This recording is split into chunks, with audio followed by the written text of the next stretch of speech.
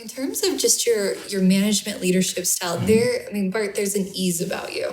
You seem just like to have this ease, but it's high stress, like high stakes, high stress in everything that you do.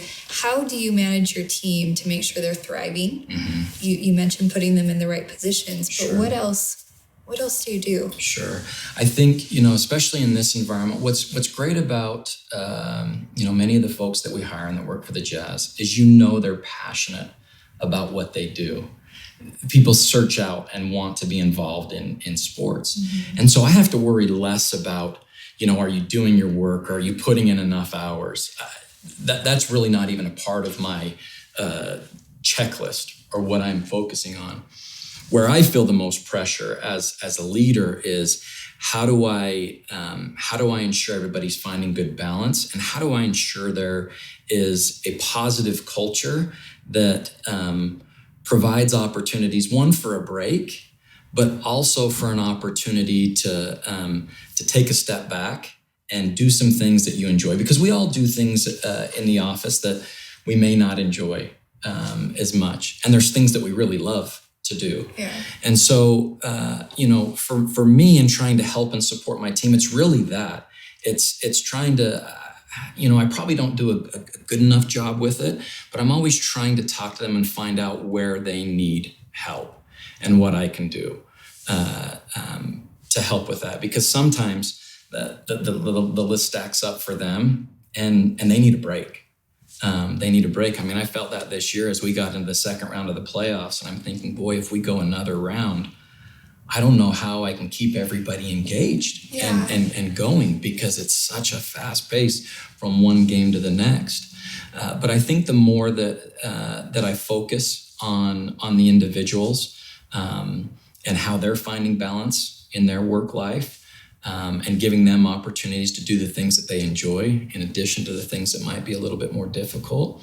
I think that helps alleviate a bit of the stress that's out there and typically keeps us a little bit more engaged. What would you say you would give someone maybe sitting in my seat? Like, well, I have clients, I have like a pretty, business calendar, but how can I create a delightful experience even though I'm not in hospitality? Sure. I think sometimes we go into that and we think we might be confined or restricted to certain things. My preference on that is, and we have a ton of out-of-the-box options for any business or organization that wants to not only surprise and delight clients, but surprise and delight our employees. Our employees are our greatest asset. If we help them understand and feel appreciated and understand the true value that they bring to us, it's going to save us as individual leaders a lot of heartache and heartburn. And so from our standpoint, and I guess mine specifically, is I'd love the opportunity to sit down and figure out what an individual entity's culture is like. What are you trying to accomplish? And let us come up with solutions for it.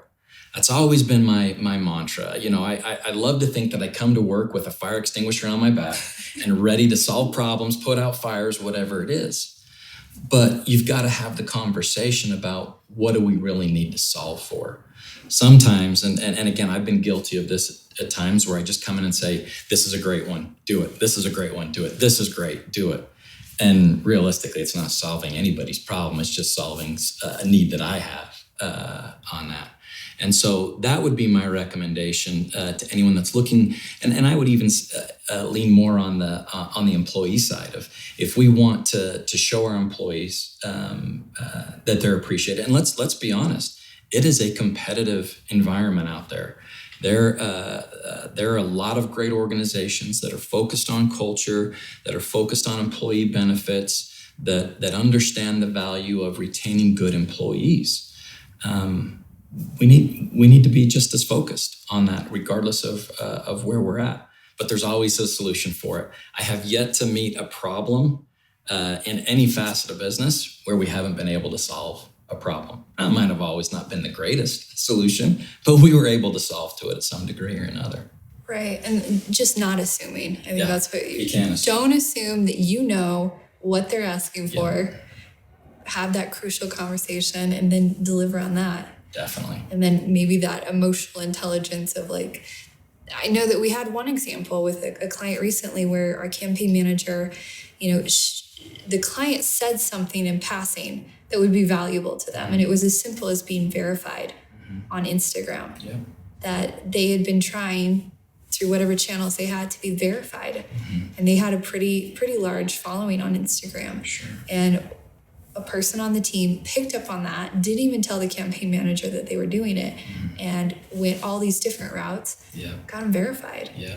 And anybody can have their ears open. Yeah. And again, I think sometimes it might be one of my pet peeves. I don't have too many pet peeves. I'm a pretty easygoing, laid back individual. But one of my pet peeves is not listening to others. Again, I get the I don't know if it's the stress, but the desire to be ready to give the best answer or to have the best solution. But taking a moment to listen, pause, and in some situations, not even have the answer at that point, but say, let me go work on that. You know what? That's great. I understand. I can see that's a hang up. Let me go try and solve for it and come back with the right answer. And I think there's a great amount of value in that. Bart, that is huge. That is so I started in broadcast journalism, and I've been asked, what are the transferable skills to what I do now? And I always say the art of listening. Yeah. Most people think they're really good listeners, but what they're doing is they're waiting for their opportunity to respond. And it's a natural, human. It is. It's not an easy trait right. To be able to listen. But that pause, what comes after the pause is usually the good stuff. My wife will tell you that I'm not that great of a listener.